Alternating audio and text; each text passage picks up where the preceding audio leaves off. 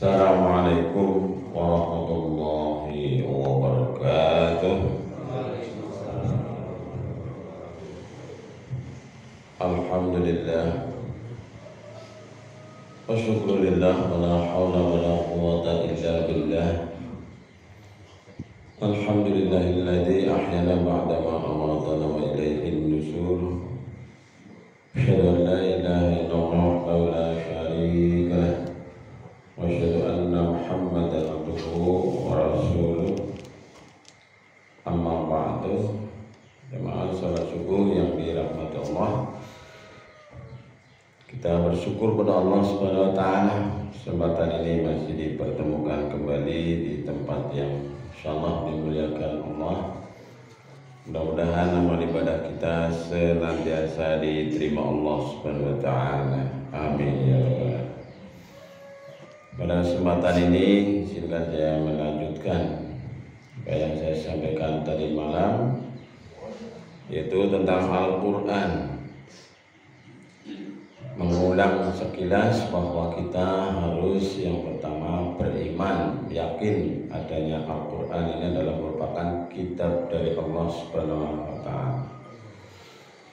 Dan yang kedua, kita mempelajarinya, belajar, kita memahaminya, mengamalkannya dan mengajarkannya.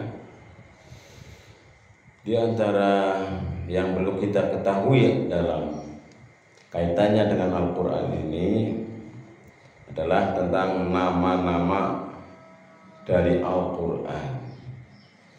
Ya, ini sekaligus juga menjadi fungsi dari Al-Quran itu sendiri.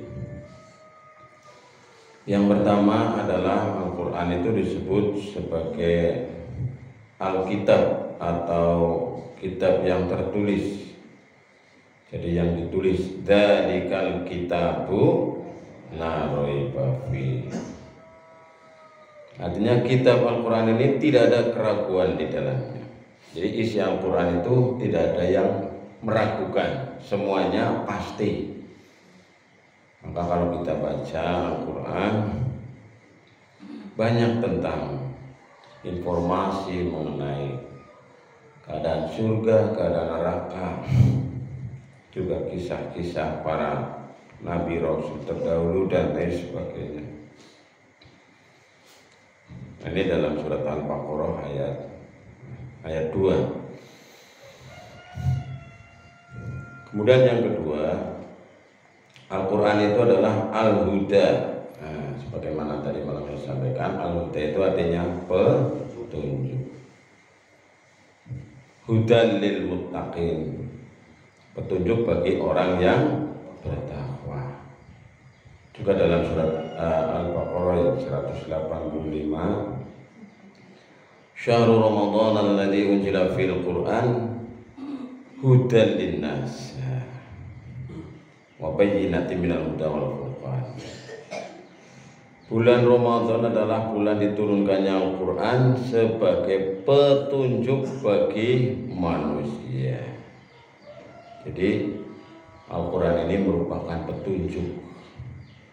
Kalau kita beli sesuatu biasanya kan ada petunjuk pemakaian. Nah, Quran ini adalah merupakan buku petunjuk pemakaian manusia hidup di dunia ini. Maka hendaknya kita berusaha menjadikan Al-Quran ini benar-benar sebagai petunjuk. Kemudian yang ketiga, Al-Quran ini disebut juga Al-Furqan. Apa? Al-Furqan, pembeda. Pembeda maksudnya bagaimana? Ya, Quran ini yang membedakan mana yang baik, mana yang buruk, mana yang hak, mana yang batil, mana yang benar, mana yang salah. Tabarakalladzi nazzala al-furqana ala 'abdihi liyakuna lil 'alamina nadhira. Dalam surat Al-Furqan ayat 1. Maha suci Allah yang telah menurunkan Furqan, yaitu Al-Quran, kepada hambanya Muhammad agar dia menjadi pemberi peringatan kepada seluruh alam, yaitu jin dan manusia. Bapak Ibu sekalian, ini yang Kemudian yang keempat adalah Ar-Rahmah, yaitu Al-Quran melahirkan hikmah, melahirkan rahmat, dan juga iman bagi manusia yang senantiasa berpegang teguh kepada Al-Quran. Wa nunazzilu minal Qur'ani ma huwa shifaa'u wa rahmah lil mu'minin. Dan kami turunkan dari Al-Quran sesuatu yang menjadi penawar dan rahmat bagi orang yang beriman, dalam surat Al-Isra ayat 82. Kemudian yang berikutnya, nama yang mungkin cukup asing bagi kita, yaitu Ar-Ruh. Ruh berarti menghidupkan sesuatu, karena dalam Al-Quran ini Al-Quran dinilai sebagai ruh untuk menghidupkan hati yang telah mati, sehingga menjadi lebih dekat kepada Allah Subhanahu wa Ta'ala. Bagaimana dalam surat Asy-Syu'ara ayat 52, dan demikianlah kami wahyukan kepadamu Muhammad ruh, yaitu Al-Quran, dengan perintah kami. Nah, ini yang kelima. Kemudian yang keenam, jamaah sekalian, Al-Quran itu disebut sebagai Asy-Syifa. Tadi malam saya singgung. Artinya adalah obat atau penyembuh, penawar bagi penyakit pada manusia. Penyakit apa misalnya? Sombong, ragu-ragu, syirik, resah, gelisah, mumet. Mumet dalam pengertian pikirannya. Nek mumet sirai ya gawa maring dokter atau netuk obat. Artinya kita kadang-kadang pusing memikirkan, ya. Boleh duit angel, buang duit benar. Wah, kejauhan sikit. Kadang-kadang tete kulo nyenang sami besar pasak daripada itu kadang-kadang marak joplang we. Jadi kalau ini antara lain yang kadang-kadang menjadi pikiran bagi kita. Nah, untuk menetralisir kita ini hendaknya membaca Al-Quran. Ya ayuhan nas, qad ja'akum mau'izatan mir rabbikum wa shifaa lima fis sudur. Wahai manusia, sungguh telah datang kepadamu pelajaran Al-Quran dari Tuhanmu, penyembuh bagi penyakit yang ada dalam dada.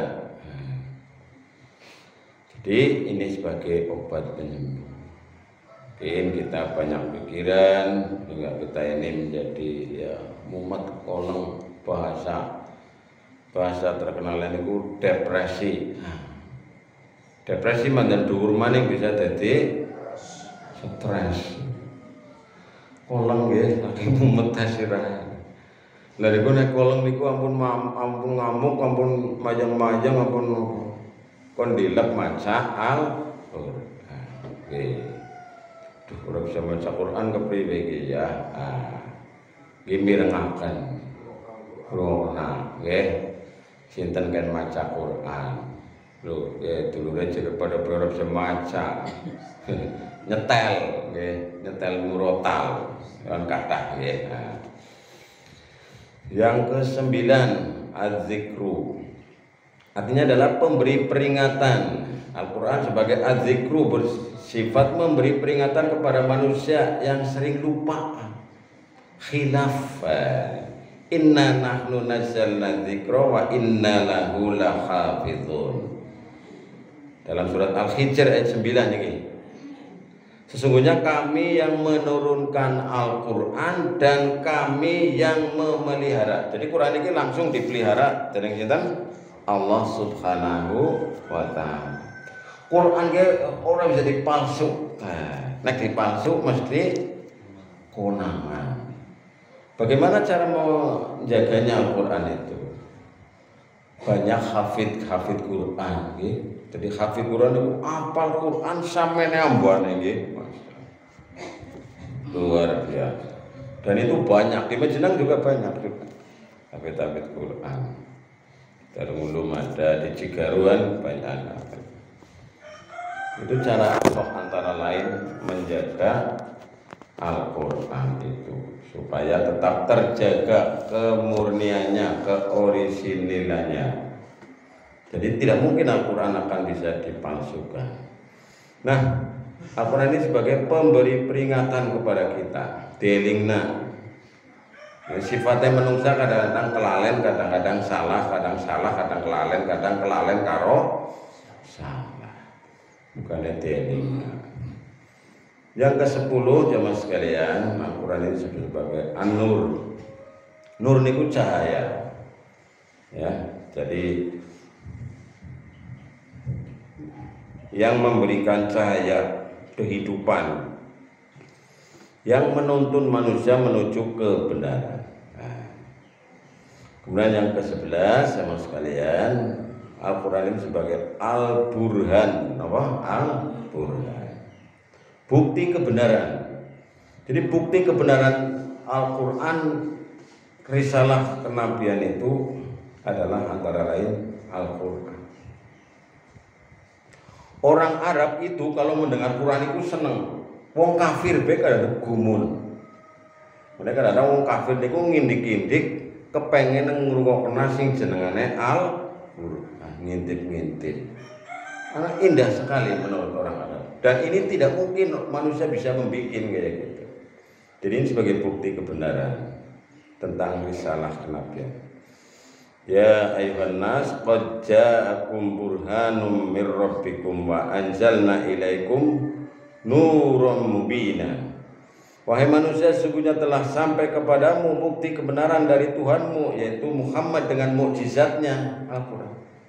Dan telah kami turunkan kepadamu cahaya yang terang benderang, yaitu Al-Quran. Nah, ini nama Al-Quran antara lain adalah Al-Burhan. Kemudian yang ke-12, yang terakhir, Bapak Ibu Saudara sekalian, pada kesempatan ini adalah Al-Busro, berita gembira.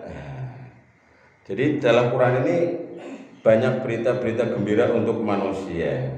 Kulo jangan sampai jadi semangat ibadah antara lain kan karena berita dari Al-Quran. Kayak apa wong sangalan dunya pada gelem-gelem bae kadang-kadang maring Mekah nggih. Maring Mekah, maring Madinah, maring Masjidil Haram. Karena apa? Ada berita dalam Quran itu. Luar biasa nang jenengan ningali niku nggih teng TV napa teng apa. Sing jenengane Masjidil Haram, sing jenengane Mekah Ka'bah niku. Wah, aku karep tawaf men omber bengi jam 1 bengi. Malah akeh nggih, jam 2 bengi wong pada turu ujar-ujare kula jenengan sami maring anak. Ramai banget. Jadi antara lain karena apa? Karena Al-Quran ini informasi. Nah, inilah diantaranya 12 nama Al-Quran. Dan Al-Quran sendiri itu namanya adalah dari Allah Subhanahu wa Ta'ala, yang artinya Al-Quran itu yang dibaca. Jadi Al-Quran itu idealnya adalah menjadi bacaannya orang-orang beriman, bacaannya orang-orang Islam, yang tadi antara lain nama-nama sekaligus sebagai fungsi daripada Al-Quran, dan itu ada di dalam Al-Quran. Dan nama-namanya masih banyak lagi. Tapi pada kesempatan ini yang sudah saya sampaikan ada 12, semoga menjadi informasi berharga, bermanfaat bagi kita semuanya. Mari kita akhiri dengan banyak hamdalah. Alhamdulillah. Assalamualaikum warahmatullahi wabarakatuh.